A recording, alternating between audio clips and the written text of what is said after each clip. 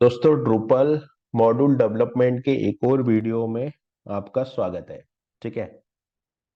जिस तरीके से हम लोगों ने पुराने वीडियो में देखा था कि हम लोग जेसन रिस्पॉन्स कैसे रिटर्न करवा सकते हैं या प्लेन टेक्स्ट रिस्पॉन्स किस तरीके से रिटर्न करवा सकते हैं, तो इस वीडियो में आज हम लोग देखने वाले हैं कि अगर हमको फाइल रिस्पॉन्स रिटर्न करवाना है, यानी कि आपको मान लीजिए कोई लिंक आप यहाँ दे रहे हो और उस पर क्लिक करके आपको कोई फाइल को डाउनलोड करवाना है ना।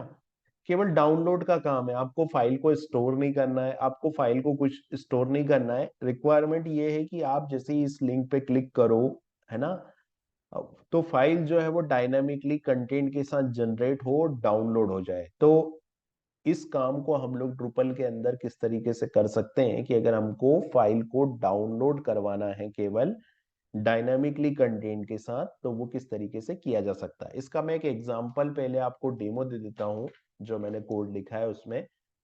तो यहाँ पर मैंने लिखा डीएमडी और यहाँ पर मैंने लिखा फाइल डाउनलोड।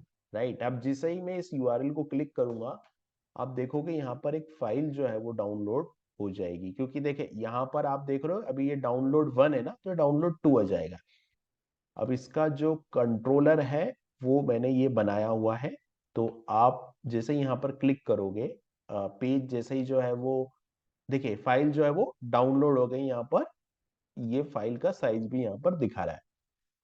तो इस तरह का काम हम लोग किस तरीके से कर सकते हैं कि अगर हमको फाइल को डाउनलोड करवाना है, फाइल को सेव नहीं करवाना है, केवल फाइल को डाउनलोड करवाना है डायनामिक कंटेंट के साथ, तो किस तरीके से हम कर सकते हैं। यहाँ पर आप सबसे पहले तो मैं चलता हूँ मॉड्यूल के अंदर। राइट, तो मैं जाता हूँ यहाँ, इस कोड में जाते हैं हम लोग।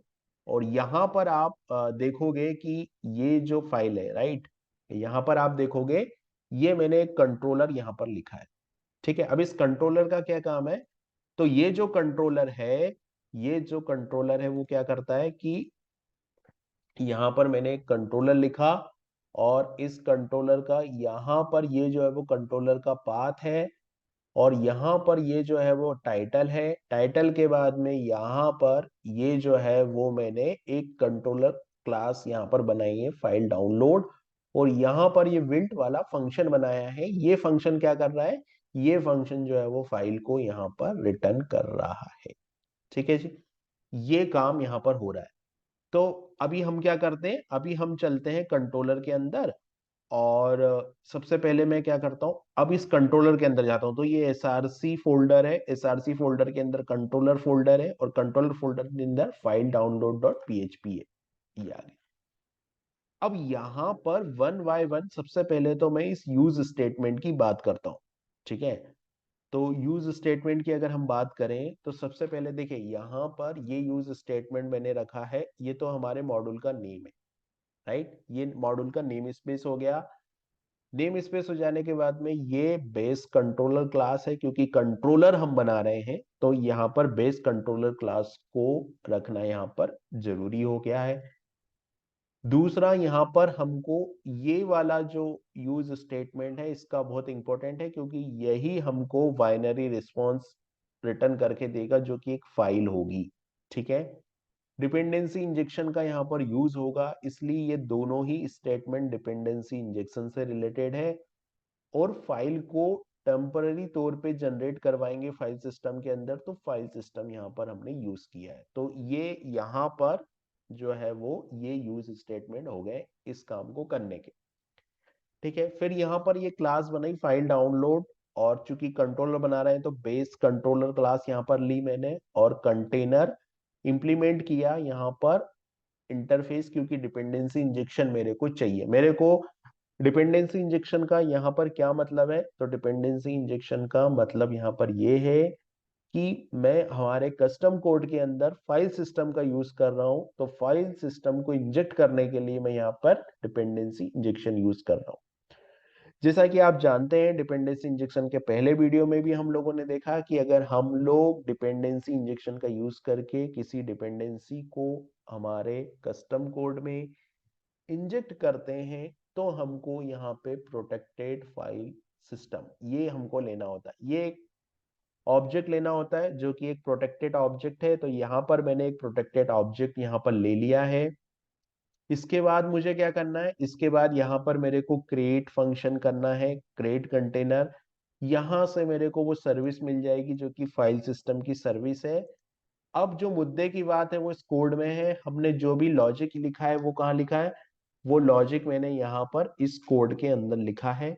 इसको मैं थोड़ा सा व्यवस्थित कर देता हूँ कोड को, ये जो स्पेस आ रहा है इसको हटा देता हूँ। तो यहाँ पर आप देखोगे कि ये जो पूरा लॉजिक है वो यहाँ पर मैंने लिखा है, और ये जो लॉजिक है यही फाइल को क्या कर रहा है, यहाँ पर रिटर्न कर रहा है। तो यहाँ पर मैंने CSV फाइल लिखी है, आप अगर PDF लिखना चाहोगे तो आप यहाँ पर एप्लीकेशन PDF लिख सकते हो।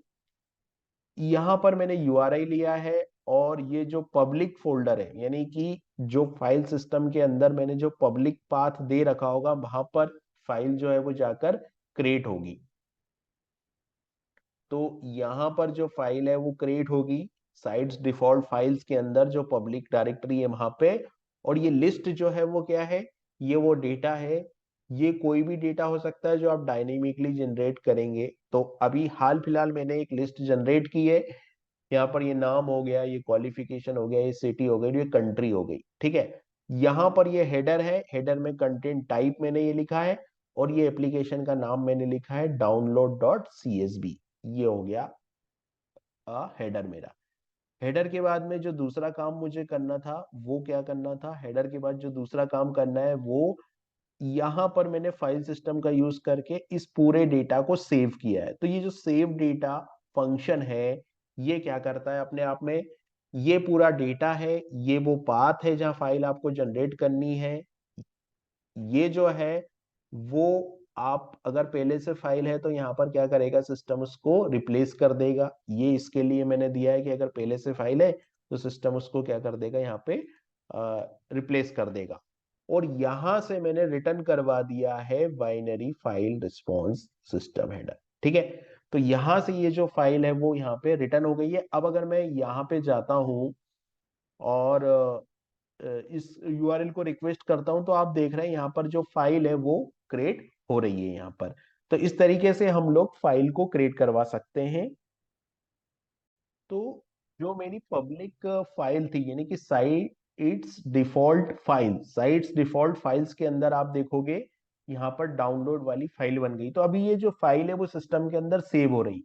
आप अगर ये चाहते हैं कि आप केवल फाइल को डाउनलोड करें और फाइल को डिलीट कर दे, फाइल सेव ना हो, तो उसके लिए भी एक कोड है, वो कोड हम यहाँ लिख देंगे। तो फाइल क्या होगी कि फाइल जो है वो केवल फाइल डाउनलोड होने के बाद डिलीट हो जाएगी, यहां पर वो फाइल नहीं रहेगी। तो अगर डिलीट करना है, मतलब फाइल क्रिएट हो जाने के बाद अगर मैं फाइल को डिलीट करना चाहूँ तो मैं क्या कर सकता हूँ। और दूसरी चीज मैंने यहाँ नाम स्टैटिक रखा है, आप इस फाइल को डायनामिक नाम भी दे सकते हैं जिससे कि फाइल जो है वो डायनामिकली नेम के साथ क्रिएट होगी। तो यहाँ पर मैंने डेटा को सेव करवाया, उसके बाद में मैंने यहाँ पर जो रिस्पॉन्स है इसको रिटर्न किया। तो मैं क्या करता हूँ, यहाँ एक डॉलर रिस्पॉन्स नाम से एक वेरिएबल बना लेता हूँ, ठीक है। ये मैंने डॉलर रिस्पॉन्स नाम से एक वेरिएबल बनाया, और यहां पर मैं रिटर्न करता हूं, return is equal to $RES। RES यानी कि ये वाला फंक्शन, ये वाला रिस्पॉन्स जो वेरिएबल था मेरा वो। और एक फंक्शन होता है जो कि होता है डिलीट, यहां पर आपको लिखना पड़ेगा डिलीट, और डिलीट के बाद आपको लिखना पड़ेगा file, delete file after send. ये एक फंक्शन होता है, और यहां आपको पास करना पड़ेगा ट्रू। आप अगर ये काम कर देते हैं तो आपकी जो फाइल है, जो फाइल यहाँ पर क्रिएट हो रही थी ना, ये फाइल यहाँ पर डिलीट भी हो जाएगी, क्योंकि आपके रिक्वायरमेंट सिस्टम के अंदर फाइल को सेव करना नहीं है। आपकी रिक्वायरमेंट ये है कि जो भी लॉजिक आप यहाँ लिख रहे हैं उस लॉजिक के साथ यहाँ पर फाइल बने, और वो फाइल जो है वो क्लाइंट को रिटर्न हो जाए। तो फाइल तो अननेसेसरी यहाँ पे फाइल सेव हो रही है। अभी तो ये स्टैटिक था इसलिए ये रिप्लेस कर रहा है। अगर मान लीजिए मैं यहाँ डायनामिकली फाइल का नेम यूज करता हूँ, तो डायनामिकली फाइल का नेम यूज करूंगा तो क्या होगा, बहुत सारी फाइलें यहाँ पे जनरेट होना चालू हो जाएगी, जो कि एक मेमोरी कंज्यूम यहाँ पे सिस्टम करने लगेगा। तो आप यहाँ पर इस फंक्शन को कॉल कर दीजिए delete file after send, right. और जब आप इस फंक्शन को यहाँ पर कॉल करेंगे तो ये फाइल को डिलीट कर देगा। तो अभी कैशे क्लियर हो गया मेरा। अभी मैं वापस से इस फाइल जो यूआरएल है मेरा उसको रिक्वेस्ट करता हूँ, यानी कि ये वाले यूआरएल को मैं रिक्वेस्ट करता हूँ दोबारा से। तो मैं यहाँ जाता हूँ और इस वाले यूआरएल को मैं दोबारा से रिक्वेस्ट करता हूँ। तो यहाँ पर आप देखोगे फाइल डाउनलोड होगी।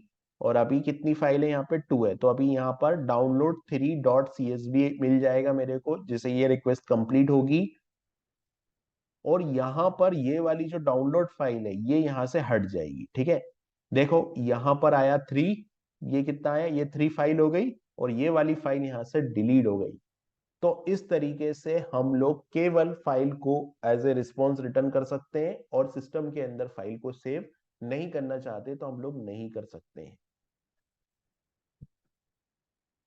वीडियो कैसा लगा आपको? अगर वीडियो अच्छा लगा है तो वीडियो को लाइक करें और चैनल को सब्सक्राइब कीजिए। Thank you.